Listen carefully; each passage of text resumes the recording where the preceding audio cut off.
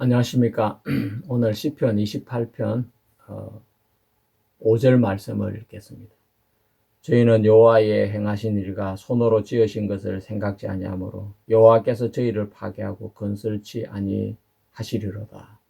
한 절 말씀을 읽었습니다. 우리는 시편을 공부하면서 이 시편이 사랑의 언어인 것을 우리는 공부하게 되었습니다.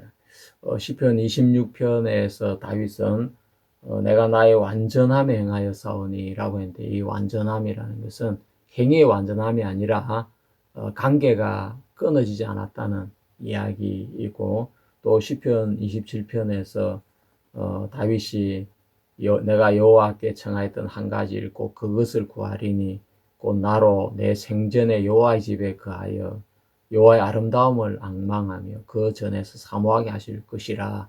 이 표현은 정말 사랑의 언어라고 그렇게 했습니다. 내 평생에 여호와의 집에 살면서, 우리가 개역 개정 성경을 통해 읽어보면 그 뜻이 더 분명해지는 걸 볼 수 있는데, 내 평생에 여호와의 집에 살면서 여호와의 아름다움을 바라보고 또 그 전에서 사모하게 하실 것이라. 자, 그래서 우리는 이 신앙이라는 것은 믿는다는 것은 사랑의 언어다라고 이야기를 했습니다. 이 시편 27편에 오늘 우리는 저희는 여호와의 행하신 일과 손으로 지으신 일을 생각지 아니했다라고 했는데, 이것은 사랑하는 사람이 절대 해서는 안 되는 행위, 사랑하는 사람이 절대 가질 수 없는 마음이 바로 이 마음인 것입니다. 사랑하는 사람은 늘 이렇게 상대방을 바라보고 싶고, 또 그 바라보는 것으로 행복을 느끼고, 평생에 같이 살면서 그 아름다움을 바라보는 것이 사랑하는 사람의 마음인데, 하나님의 행하신 것과 그 손으로 지으신 것을 생각지 아니했다. 이 말은 이제 사랑이 식었고 사랑이 멀어졌다, 사랑을 배신했다, 이런 의미와도 같은 내용인 것입니다. 자, 우리는 이 다윗의 시에서 하나님을 잊은 사람들에 대한 이야기를 생각해 보도록 하겠습니다. 시편 28편 1절에 여호와여 내가 주께 부르짖으니 나의 반석이여 내게 길을 막지 마소서. 주께서 내게 잠잠하시면 내가 무덤에 내려가는 자와 같을까나이다. 자, 이것이 사랑하는 자의 언어인 것입니다. 사랑하는 사람은 잠시도 보지 않으면 안 되고, 잠시도 그 목소리를 듣지 않으면 안 되고, 그냥 바라보는 것으로도 행복한 것이 사랑하는 사람의 마음인 것입니다. 그런데 어떻게 하나님을 사랑하는 사람이 하나님의 행하신 것을 잊을 수가 있겠습니까? 또 하나님의 손으로 지은 것을 생각지 않고 살아갈 수가 있겠습니까? 이것은 사랑의 배신이고 또 다른 사랑하는 자가 생겼다는 이야기가 될 수밖에 없는 것입니다. 우리는 시편 13편에서 다윗은 이렇게 이야기합니다. 여호와여 어느 때까지니까 나를 영영히 잊으시나이까 라고 다윗은 시에서 노래하고 있는데, 이것은 단순한 기도가 아니라 절망에 가까운 절규이고, 이것은 사랑하는 자를 간절히 부르짖는 탄식인 것을 알 수가 있습니다. 그런 어떤 고통은 하나님을 믿는 모든 사람에게 동일하게 존재하는 것입니다. 자, 우리가 시편이 정말 중요한 것은, 시편은 다윗의 마음을 정확하게 표현해 주고 있다는 것입니다. 우리는 다윗의 마음을 통해서 우리보다 앞서서 하나님을 섬겼던 믿음의 선진들이 하나님께서 잠잠하실 때, 오래 참으실 때 어떻게 신앙을 지켜나갔는지를 우리는 배울 수가 있는 것입니다.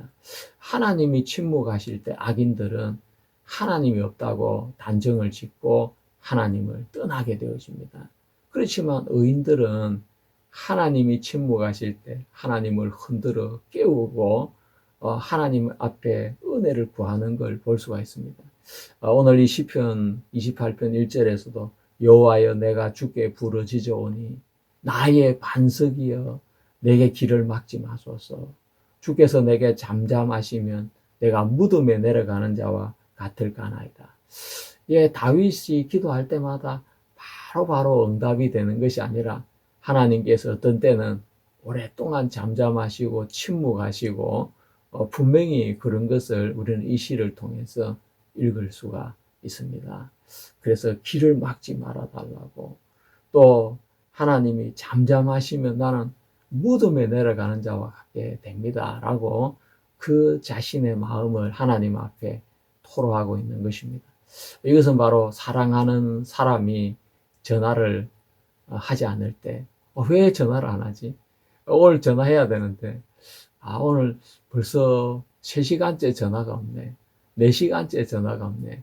예, 사랑하는 사람은 하루에 전화를 몇 통씩 하면서 상대방의 목소리를 들어야 안도감이 생기고, 전화가 오지 않으면 혹시라도 무슨 일이 생겼는가, 또 자기를 잊은 것은 아닌가, 또 뭐 다른 안 좋은 일이 생긴 건 아닌지, 예, 불안감에 마음이 이렇게 헤매이게 되어지는 것입니다. 다윗은 하나님 앞에 정말 평생을 동행한 사람이었지만 그는 하나님 앞에 지금도 부르짖고 있는 것입니다. 하나님 내게 길을 막지 마십시오. 하나님 내게 잠잠하시면 내가 무덤에 내려가는 자와 같을까나이다. 이것이 바로 사랑하는 사람의 마음인 것입니다. 자, 우리는 하나님을 믿는 자든 믿지 않는 자든 우리 삶 속에는 우리 힘으로 감당할 수 없는 그런 어려운 일들이 당하게 되는 것입니다. 사울 왕도 그가 하나님으로 기름 부음을 받고 왕이 되었는데 그에게는 불행하게도 사무엘이라는 선지자 외에는 다른 선지자가 없었습니다. 사무엘이 세상을 떠나고 나자 사울에게 아주 궁금한 일이 생기니까 그는 도움을 구할 사람이 없었기 때문에 신접한 여자를 찾아가게 됩니다. 무당, 지금 같으면 무당이나 점쟁이를 찾아가게 되는 것이죠. 그 시대에 선지자가 없었느냐 하면 전혀 아닙니다. 나단 선지자도 있었고 갓 선지자도 있었습니다. 근데 왜 사울 왕은 나단이나 갓 선지자를 선지자로 여기지 않고 그들을 찾지 않았을까요? 바로 사무엘에게 그는 기름 부음을 받았기 때문에 그는 사무엘을 선지자로 인정했지만 나단이나 갓을 선지자로 인정하지는 않았던 것입니다. 그러니까 자신에게 어려운 상황이 닥치게 될 때 자기가 믿고 의지할 수 있는 선지자가 없었고 그는 하나님의 침묵 앞에서 한순간에 무너질 수밖에 없었던 것을 볼 수 있습니다. 왜 그러겠습니까? 그는 하나님을 찾지 않는 사람이었고 그는 하나님의 생각보다 하나님의 말씀보다 자신의 생각을 더 신뢰하는 사람이었기 때문에 그는 하나님을 잊은 지 오래된 사람이었던 것입니다. 자, 오늘 우리가 읽은 시편 28편 5절 말씀처럼 그들은 여호와께서 행하신 일과 그 손으로 하신 일을 생각지 아니하므로 여호와께서 저희를 파괴하시며 건설치 아니하시리로다. 예, 하나님께서 사울을 세우지 않으시고 건설치 아니하시고 파괴하게 하신 것을 볼 수 있습니다. 하나님께로부터 기름 부음을 받았지만 하나님을 잊어버리고 살고 하나님이 자신에게 행하신 일들을 기억지 않기 때문에 어디에서도 믿음이 올라올 수가 없었던 것을 봅니다. 이스라엘의 역사를 보면 이스라엘의 역사가 바로 그렇습니다.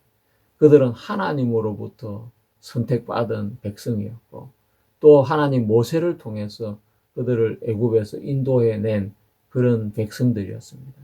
그들은 홍해 바다가 갈라지는 것이나 시내산이 불타고 있는 것이나 또 그들의 삶 속에 반석에서 물이 나오는 것이나 하늘에 만나가 내려오는 것을 그들은 경험했습니다. 그럼에도 불구하고 그들은 얼마 지나지 않아서 하나님을 잃어버리고 하나님이 행하신 일들을 기억조차 하지 못하게 되었습니다. 그래서 하나님께서는 이스라엘 백성들이 가나안 땅에 들어가실 때 열국들을 다 쫓아내지 않고 일부를 남겨두셨다고 했습니다. 왜 남겨두셨냐면 그들의 마음을 시험하기 위해서였다고 했습니다. 결국 이스라엘에 남아있는 그 열국들이 이스라엘 백성들이 하나님과 멀어지면 그들의 힘이 강성해져서 블레셋이나 또 주변에 있는 여러 민족들이 이스라엘을 공격하고 또 이스라엘에게 있는 뭐 추수한 수확을 약탈해 간다든지 그러면서 그들에게 고통이 가중되었던 것을 볼 수 있습니다. 이스라엘 백성들은 출애굽을 경험했고 율법을 받았고 하나님과 언약을 맺은 백성이었지만 그들의 마음에는 하나님이 자리를 잡고 있는 것이 아니라 그들은 하나님을 잊어버렸고 또 하나님이 행하신 일들조차 기억지 않게 되어지면서 오늘 읽은 이 말씀처럼 하나님에게 그들은 종종 책망을 듣는 걸 볼 수 있습니다.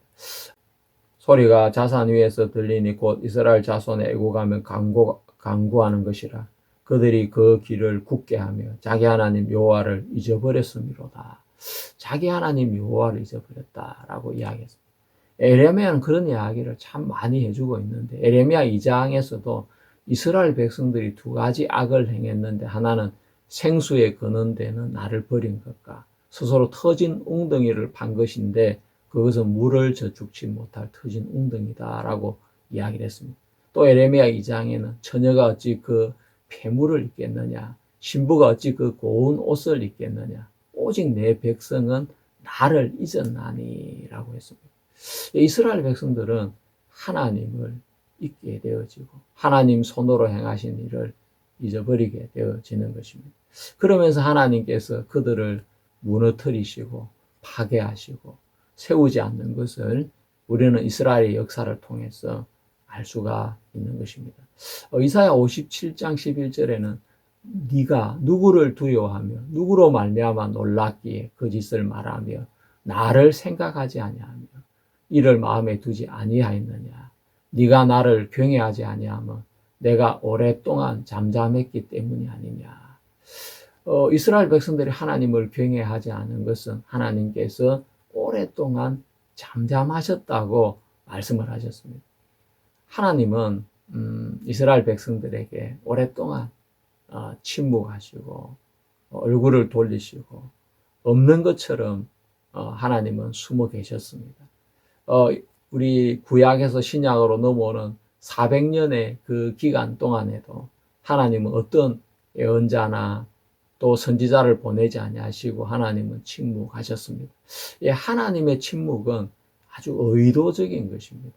어떻게 하는가 내가 한번 보자. 하나님께서 얼굴을 가리시고 숨어 계실 때 이스라엘 백성들은 그때 하나님을 아예 잊어버리고 하나님 안 계신 거야. 하나님 없어. 그러니까 우리도 저 밑 옆에 있는 민족들처럼 우상이나 섬기고 저렇게 살아야 돼. 왜 저 우상 섬기는데 잘 되잖아. 우리도 차라리 저 우상을 섬기는 게 좋아. 하나님이 침묵하시고 얼굴을 가리실 때 이스라엘 백성들은 우상을 섬기고 하나님을 떠나고 그렇게 되어졌던 것입니다.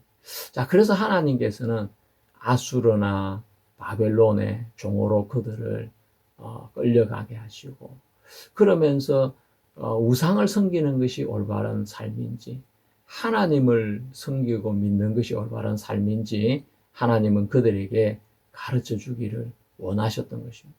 하나님은 종살이하는 그 시간을 통해서 마음 중심에서부터 우상을 섬기고자 하는 그 마음을 제거하시고 야, 하나님만이 진짜 신이시구나. 우리가 믿고 따라야 될 분은 하나님밖에 없구나. 그러면서 그들의 마음을 혼탁해져 있고 더러워져 있는 그 마음을 깨끗하게 만들어서 다시 그들로 하여금 하나님의 언약 가운데로 하나님의 은혜 안으로 이끌어 들이시기를 원하시는 분이 하나님인 것을 알 수 있습니다. BC 586년에 이스라엘은 바벨론에 의해서 멸망을 당하게 되어집니다. 그 이후에도 그들은 페르시아 제국, 또 그리스 제국, 로마 제국의 지배를 받으면서 애굽에서는 430년 동안 종살이를 했지만 그 다윗의 왕국이 무너지고 나서는 그 600년 가까운 긴 시간을 그들은 다른 민족, 이민족의 지배를 받으면서 자기 나라 말도 잊어버리고 그 이방 민족의 말을 사용하면서 그렇게 그들은 살 수밖에 없었던 것입니다. 그것은 바로 하나님을 잊은 대가라고 할 수가 있고, 다윗이 시편에서 이야기하고 있는 것처럼 하나님께서 그들을 파괴하고 건설치 않았기 때문에 하나님의 백성이었지만 하나님을 잊어버리고 하나님의 손으로 하신 일을 기억지 않게 될 때 그들은 결국 역사 속에서 사라지는 그런 민족이 되었던 것입니다. 이스라엘 민족이 나라를 회복하고 독립을 한 것은 예수님의 예언의 말씀처럼 예수 그리스도가 오실 때가 되어지면 무화과 나무에 잎이 나는 것을 보면 여름이 가까운 줄 알라는 그 말씀처럼 주님의 오심이 가까운 증거인 것을 알 수가 있는 것입니다. 그러니까 하나님을 잊은 자는 꼭 마지막 심판 때에만 심판을 받고 멸망을 당하는 것이 아니라 하나님께서 역사 속에서 그렇게 하나하나 지워 나가시는 것을 볼 수가 있는 것입니다. 자, 이스라엘 백성들은 하나님을 잊었습니다. 또 예수님의 가르침을 받은 자칭 제자들이라는 그리스도인들도 예수님의 가르침을 잊고 엉뚱한 방향으로 나와서 하나님께서 그들을 무너뜨리시고 건설치 않는 것을 볼 수가 있는 것입니다. 우리가 마가복음 10장 말씀을 한번 읽어보겠습니다. 10장 35절 세베다의 아들 야고보와 요한이 주께 나와 여짜오되 선생님이여 무엇이든지 우리의 구하는 바를 우리에게 하여 주시기를 원하옵나이다. 이르시되 너희에게 무엇을 하여 주기를 원하느냐 여짜오되 주의 영광 중에서 우리를 하나는 주의 우편에 하나는 주의 좌편에 앉게 하여 주옵소서. 예수께서 가라사대 너희의 구하는 것을 너희가 알지 못하는도다. 너희가 나의 마시는 잔을 마시며 나의 받는 세례를 받을 수 있느냐? 저희가 말하되 할 수 있나이다.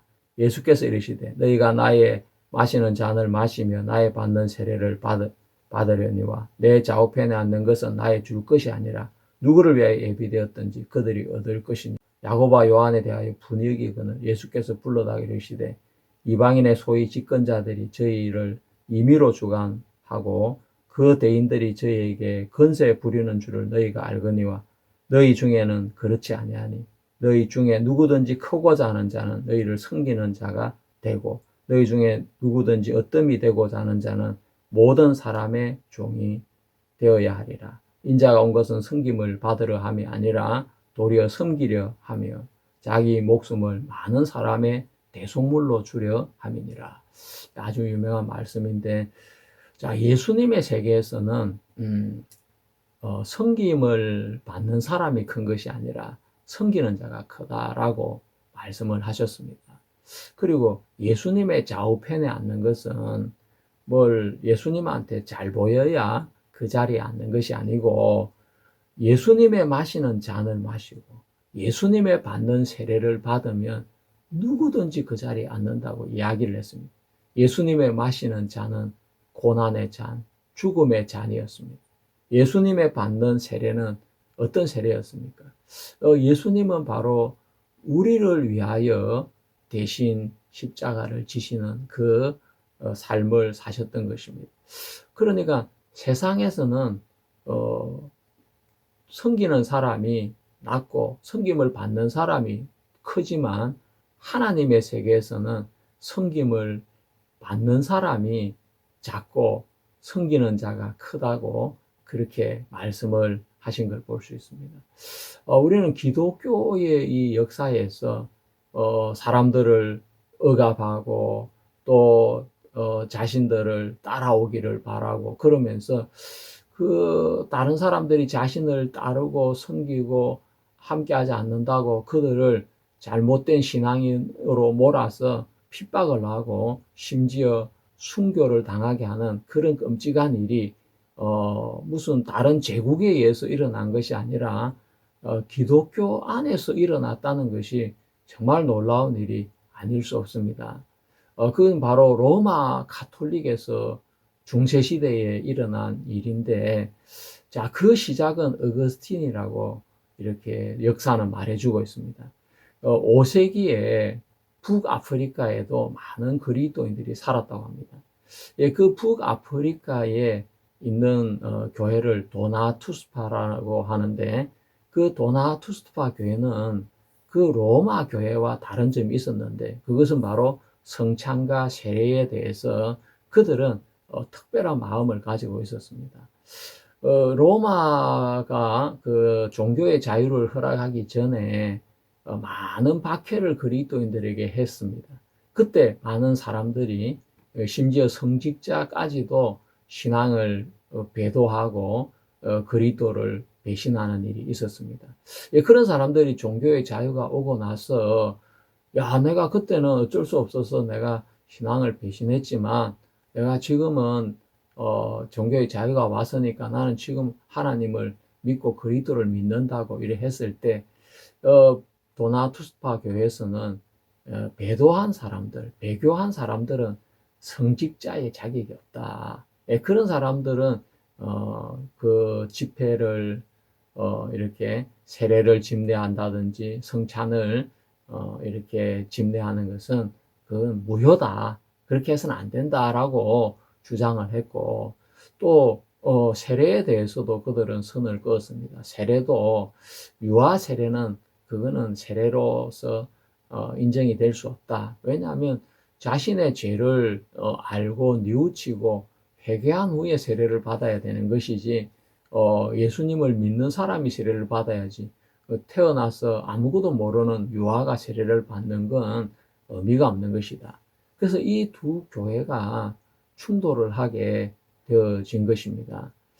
그러면서 이 어거스틴은 이런 주장을 합니다. 교회의 거룩함은 성직자의 도덕성에서 오는 것이 아니다. 그래서 배교한 사람이 성례를 집례해도 되고, 또 세례를 집례한다고 아무 문제가 없다. 성례의 효력은 하나님께로부터 온다라고 이야기를 했습니다.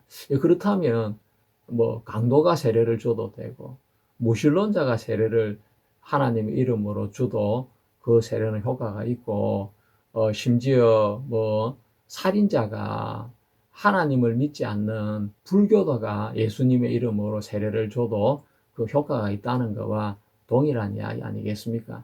예, 저는 그 주장이 상당히 문제가 있는 주장인데, 그 주장, 로마 교회의 주장과 이 도나투스파의 주장이 서로 팽팽해서 서로 결론이 나지 않을 때, 어거스틴은 그 로마 제국에서 보낸 황제의 대리인을 세워서 그 대리인이 로마 가톨릭의 손을 들어주면서 그들은 도나투스파를 이단으로 몰게 되어지고, 이단으로 몰았지만 별 상황에 변화가 오지 않으니까 그는 누가복음 14장 23절에 강건하여 데려오라는 그 예수님의 말씀을 또 이렇게 사용하면서, 야, 강건해서라도 데려오라 했는데 저 잘못된 길로 가는 형제들을 강건해서라도 잡아줘야 된다. 그러면서 로마 제국의 법과 군대를 동원해서 도나투스파 교회를 재산을 몰수하고, 또 지도자들을 체포하고 예배를 금지시키고, 또 핍박을 해서 이렇게 목회자들이나 성도들을 죽이기까지 했던 것입니다.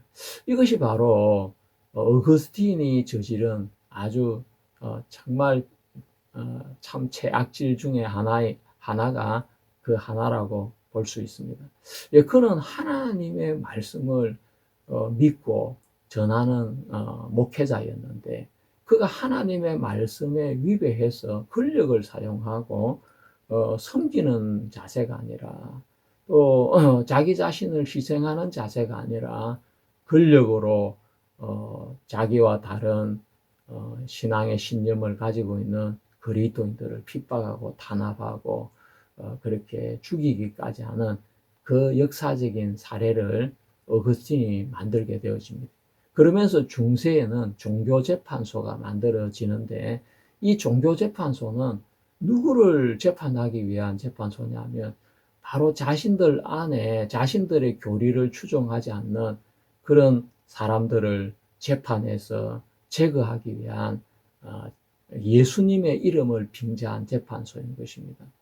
그것은 그냥 단순한 신학적인 문제가 아니라 사회 질서, 국가 질서를 유지한다는 그런 차원에서 그들은 종교 재판을 했고, 그들의 희생자로서 카타리파나 왈도파의 사람들이 수없이 핍박을 받아서 순교를 당하고 재산을 빼앗기고 자유를 잃어버리는 그런 일을 하게 된 것입니다. 예, 그런 로마 가톨릭의 잘못된 하나님을 잊어버리고 또 하나님의 손으로 행하신 일들을 잊어버린 그들을 하나님은 결코 가만히 두지 아니하시고 침묵하지 않았습니다. 1517년에 마틴 루터에 의해서 종교개혁이 일어나게 되어지고 그 종교개혁의 영향으로 서유럽을 한때 장악했던 로마 가톨릭은 기세가 꺾이게 되어지고 하나님의 큰 징계와 책망을 받게 되는 것입니다. 그 종교재판에 대한 기록을 읽어보면 스페인에도 포르투갈에도 로마에도 종교재판소가 있었는데 종교재판을 받은 사람들이 스페인 종교재판소에서는 12만에서 15만 명 정도 된다고 하고 또 그 포르투갈 종교재판소는 1000명에서 2000명 정도가 처형을 당했다고 하고 로마 종교재판소에서 또 1000명 가까이 처형을 됐다고 합니다. 그렇지만 그거는 가해자의 기록이고 피해자인 침례교회의 기록을 읽어보면 그들의 주장을 훨씬 뛰어넘고 있습니다. 캐롤 박사라는 그 침례교회의 박사님은 피 흘린 발자취에서 그 로마 가톨릭에 의해서 순교를 당한 사람이 최소한 5천만 명 이상이 된다고 이야기를 하고 있습니다. 그는 그 16세기 로마 가톨릭의 추기경인 호시우스의 발언을 인용을 해서 만일 제세례파 사람들이 지난 1200년 동안, 여기 지난 1200년은 종교개혁이 일어나기 전에 1200년이니까 종교의 자유가 오고 나서 1200년 동안 잔인하게 박해를 받지 않았다면 그들의 수는 모든 개신교보다 많았을 것이다 라고 그 가톨릭 추기경이 그 말을 인용을 하고 있습니다. 이 문장은 침례교회의 역사에서 그들이 받았던 박해를 말할 때 자주 인용이 되는 내용인 것입니다. 자, 그래서 우리는 가해자의 기록, 역사의 기록은 가해자의 기록과 피해자의 기록이 다르기 때문에 둘을 같이 비교해서 살펴봐야 된다는 것을 알 수 있습니다. 이 제세례파 사람들은 종교의 자유가 오고 나서도 로마 가톨릭이나 루터파나 또 장로교라고 하는 개혁파나 그런 모든 사람들에게서부터 핍박을 계속해서 받았습니다. 그들은 익사를 당하기도 하고 하형을 당하기도 하고 참수를 당하기도 하고 그들은 정말 오랜 시간 동안 핍박을 받은 사람들이라 할 수 있습니다. 또 하나님을 잊어버린 민족들이 역사에서 사라진 그런 역사적인 증거들이 아주 많습니다. 그 중에 대표적인 것 하나가 바로 바벨론 제국입니다. 하나님은 바벨론 왕을 이렇게 이야기했습니다. 내 종 바벨론 왕 느부갓네살이라고 이야기를 했습니다. 자, 하나님은 바벨론 왕을 내 종이라고 했고 고레스를 나의 기름 부은 고레스라고 이야기를 했습니다. 고레스는 페르시아 제국의 왕이라 한다면 이 느부갓네살은 바벨론 제국의 왕인데 하나님께서 그들을 기름을 부으시고 그들을 선택해서 왕으로 세웠었습니다. 그렇지만 그들은 하나님을 잊어버리고 하나님께서 자기들에게 열국을 주었다는 것을 까마득하게 잊고 자기 자신을 세우고 높이는 일을 했습니다. 특히 느부갓네살 왕은 금신상을 만들어서 그 금신상에게 절을 하라고 강요를 했고, 절을 하지 않으면 그것은 자신에 대한 반역과 제국에 대한 반역으로 여겼습니다. 그래서 죽이기를 했는데 결국 그 바벨론 제국은 86년이라는 아주 짧은 시간에 페르시아와 메대 제국에 의해서 멸망을 당하게 되는 것입니다. 하나님을 잊어버렸기 때문에 하나님이 나를 왕으로 세워서 나에게 이 열국들을 다 붙여주셨구나. 그것을 잃어버리기 때문에 정말 그 나라는 길지를 못했던 것을 볼 수 있습니다. 뿐만 아니라 이 고레스 왕, 하나님이 내가 기름을 부은 내 종이라고 한 그 고레스 왕은 그는 무혈 입성을 해서 바벨론 제국을 얻고 뿐만 아니라 주변에는 많은 나라를 얻어서 아주 강대한 제국을 만들었습니다. 그 후에 아수에로 왕이 에스더를 왕으로 삼기도 했고 또 그 아들인 아닥사스다 왕이 에스라를 보내어서 성전 건축을 돕는다든지 예루살렘 성벽을 또 중건하는 일에 적극 협조를 하고 했지만 그 페르시아 제국마저 나중에 하나님을 잊어버리게 되어지고 그러면서 그들은 200년 만에 역사 속으로 사라지게 되는 것입니다. 자, 우리는 성경에 나오는 많은 제국들, 그 제국들이 한때는 하나님의 손에 잡혀서 어떤 때는 몽둥이로, 어떤 때는 방망이로 사용이 되어져서 하나님의 손에 잡혀서 열국들을 또 징계하고 또 하나님께로 돌이키라는 도구가 되었지만 그들이 방망이라는 것을 잊고 몽둥이라는 것을 잊고 자기 자신이 잘나서 이렇게 큰 제국을 이루었다고 생각하는 순간 그들은 하나님에게서 세움을 받지 못하고 파괴되고 무너지고 건설되지 못하는 것을 우리는 역사에서 확인할 수가 있습니다. 여러분께서도 또 저도 제가 구원받은 것이 하나님 때문이고 제가 지금까지 살고 있는 것도 하나님의 은혜 때문이고 앞으로 사는 것도 하나님 때문이라고 믿습니다. 여러분이나 제 마음에는 하나님을 오래오래 기억하면서 야, 하나님께서 내게 이런 일을 행하셨어. 하나님이 나를 이렇게 이끌어 주셨어. 내가 살아있는 건 하나님의 은혜야. 나의 나 된 것은 하나님의 은혜로다. 그렇게 우리는 하나님을 죽는 날까지 기억하면서 하나님으로 말미암아 오는 복을 자자손손 누리면서 사는 저와 여러분이 되시기를 바라는 마음이 있습니다. 감사합니다. 오늘 말씀은 여기까지 드리도록 하겠습니다. 수고하셨습니다.